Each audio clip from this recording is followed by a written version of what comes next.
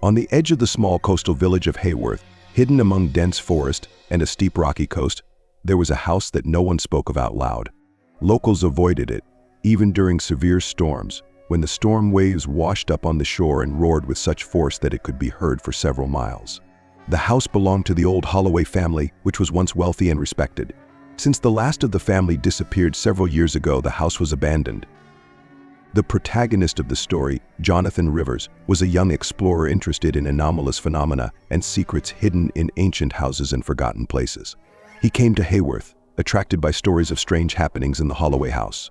Locals said that at night there were voices and footsteps, although no one lived there for decades. Jonathan did not believe in ghosts, but a strange attraction to this place made him go there. The house was in a fog, covered with creepers and surrounded by a wild garden, in which forgotten paths barely made their way.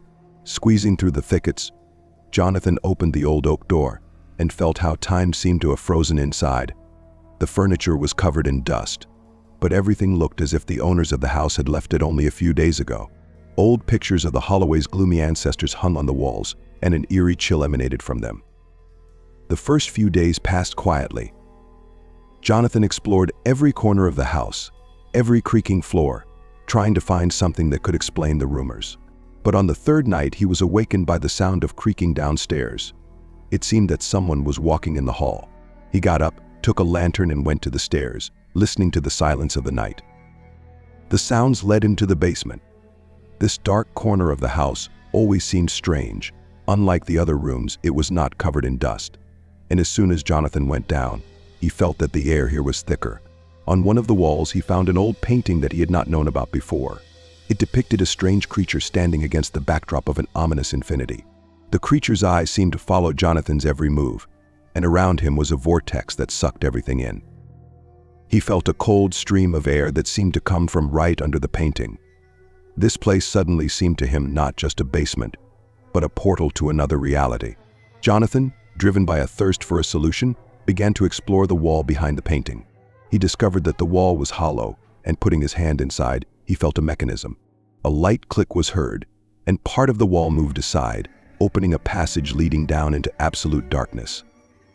Jonathan walked slowly down the steps, the lantern barely illuminating the path. He found himself in a huge, high-vaulted hall, the walls of which were covered with drawings and inscriptions in an unknown language. In the center of the hall stood a massive black altar, on which lay an ancient book. The leather of its binding was dry and cracked, but when Jonathan touched it, he felt a faint beat, as if the book were alive. At that moment, Jonathan heard a muffled laugh, and from the shadows emerged a tall figure with a pale, haggard face and eyes glowing with a reddish light.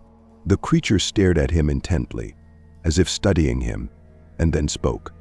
Its voice sounded like a whisper of the wind, which seemed to penetrate the very depths of consciousness. "You sought answers, Jonathan Rivers.